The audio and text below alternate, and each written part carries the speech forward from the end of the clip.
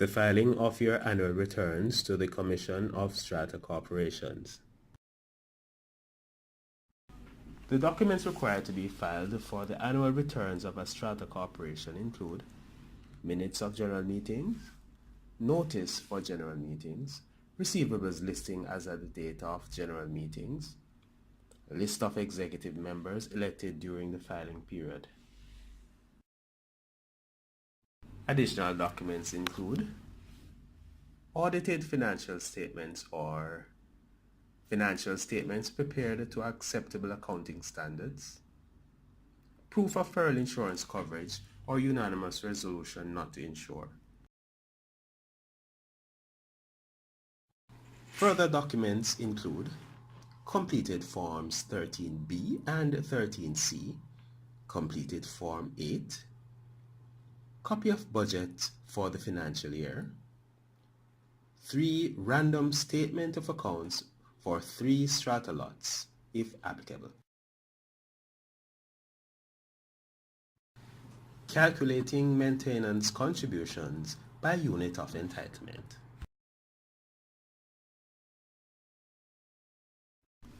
Here we are providing you with a sample of a budget which itemizes the expenses for a 3-month period and condenses the expenses for the remaining months in the 4th column. Please note that the Strata Corporation is to complete an itemized budget for the entire year covering 12 months.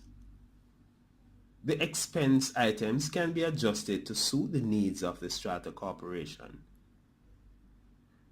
At the base of each column, the total monthly expense is calculated. Additionally, each item is totaled to provide the amount to be spent on that item for the entire year. A total is provided which summarizes both the sums of the monthly totals as well as the yearly total for each expenditure item. Therefore, the total budget for the year is $1.46 million.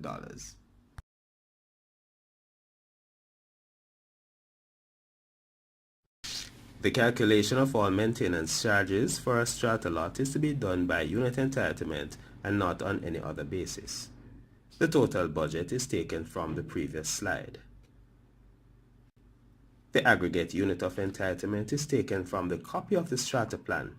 It is located at the bottom of the schedule of the strata lots, their title references, and the unit entitlement. In our example, the aggregate unit of entitlement is 51. The unit of entitlement for a strata lot can be identified on the strata plan. In this example, the unit of entitlement is taken to be 11 for an hypothetical strata lot number 5. The unit of entitlement for the strata lot is divided by the aggregate unit of entitlement to provide the fraction of the budget to be paid by strata lot number 5. Converted to a decimal, this translates to 0.2157. This figure is then multiplied by the annual budget of $1.461 million. This means that strata lot number 5 is to pay just over $315,000 per annum in maintenance contributions. The monthly contribution is calculated by dividing the annual maintenance contribution of $315,000 by 12, the number of months in a year. In this example, strata lot number 5 pays approximately $26,000 in monthly maintenance contributions.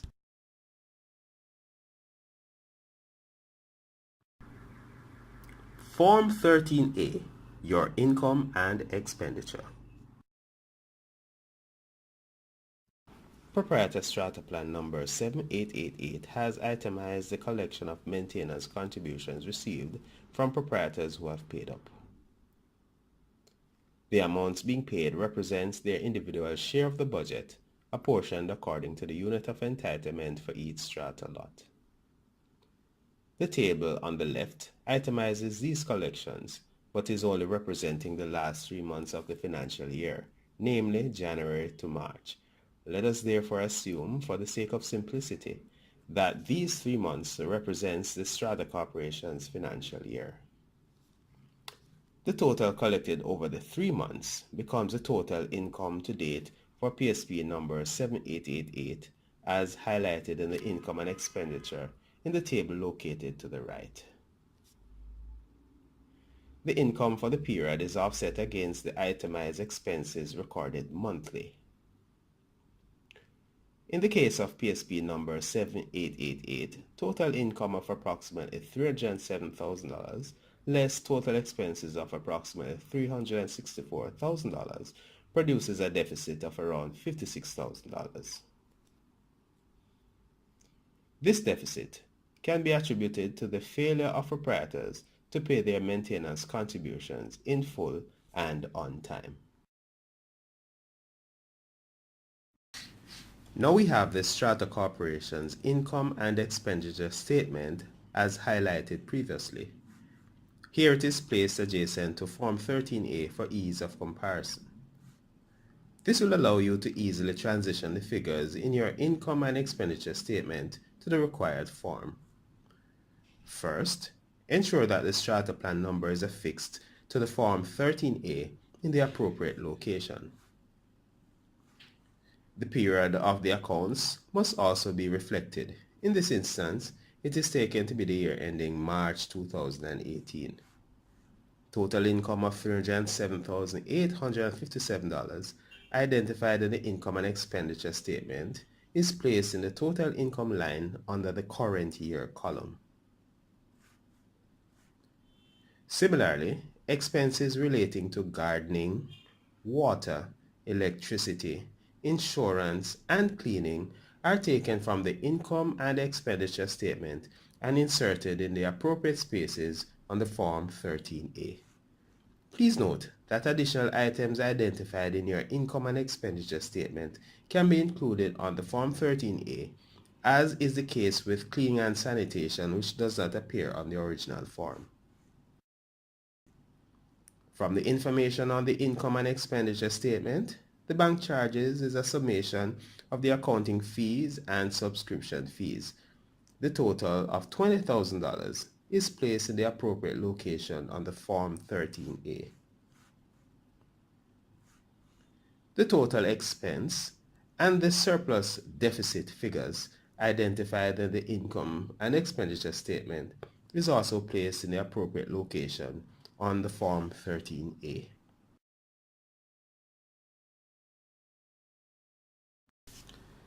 The aging of your receivables.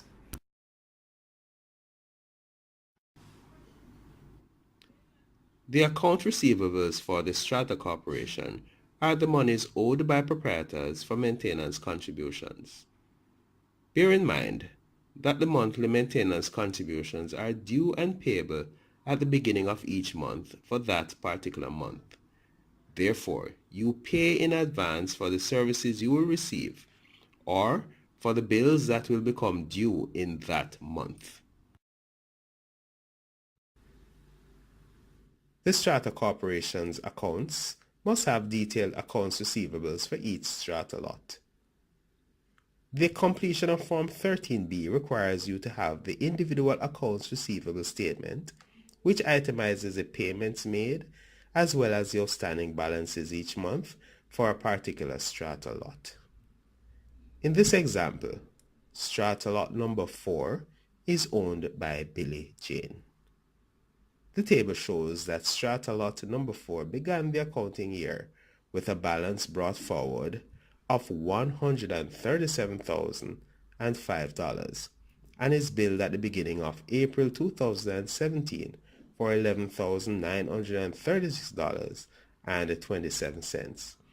However, no payment is received for clearing the outstanding balance or for the April 2017 maintenance charges. In October 2017, a payment is made of $120,000, which is first applied to the outstanding balance as at October 1st.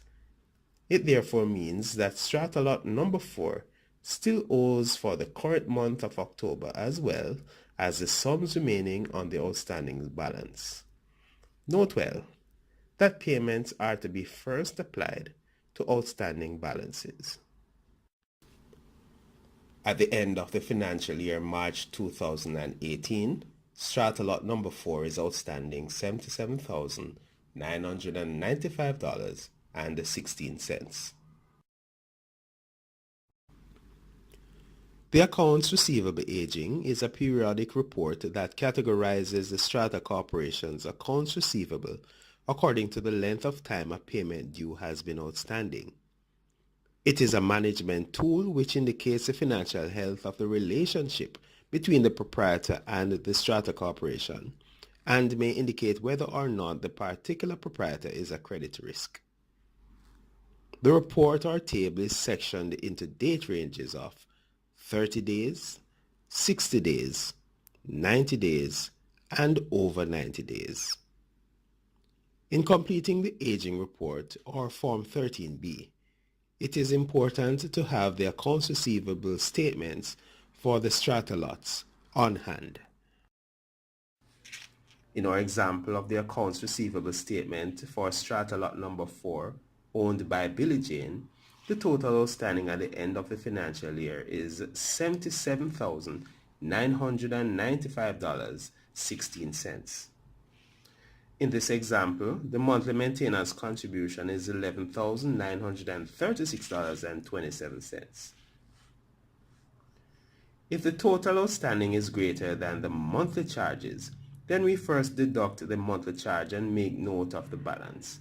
In this case, it is the outstanding balance less the maintenance charges equals $66,058.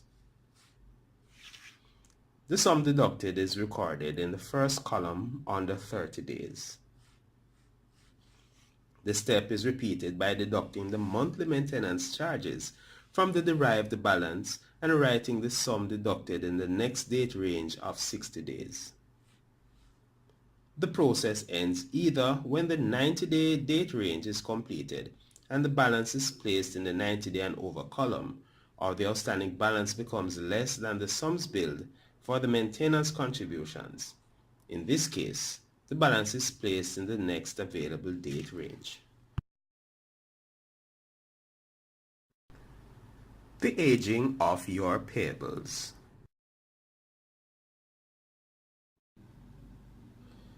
The accounts payable aging is a periodic report that categorizes the Strata Corporation's accounts payable according to the length of time a payment due to a supplier has been outstanding.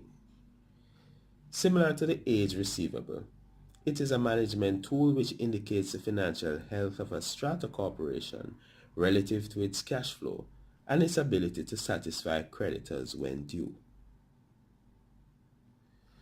The report or table is similarly sectioned into date ranges of 1 to 30 days, 31 to 60 days, 61 to 90 days, and over 90 days.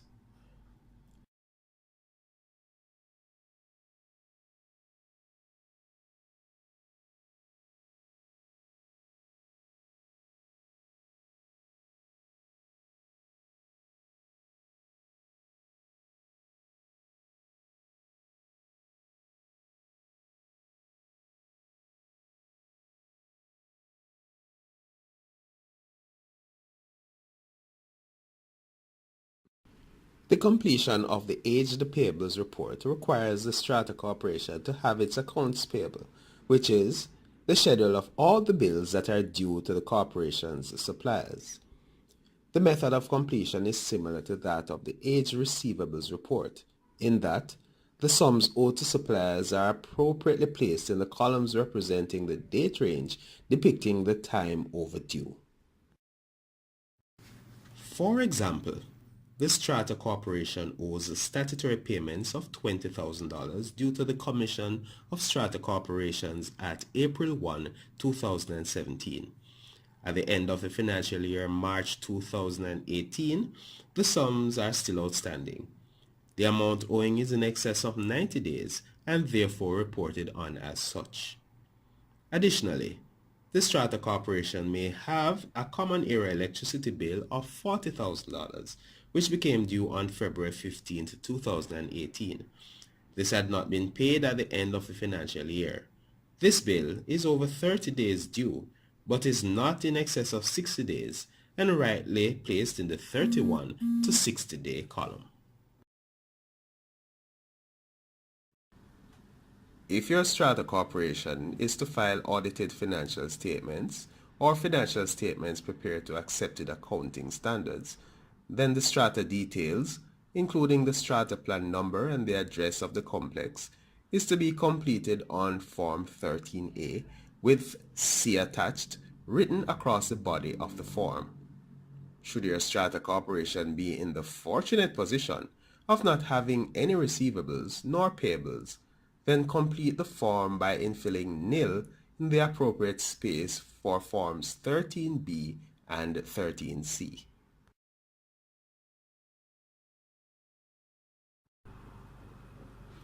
Please continue to review the lesson at your leisure. In the event you need further clarification, please feel free to address your concerns to the Commission of Strata Corporations through our general email info@reb.gov.jm or call our office at 876-926-9748 to 9. Thank you very much for watching.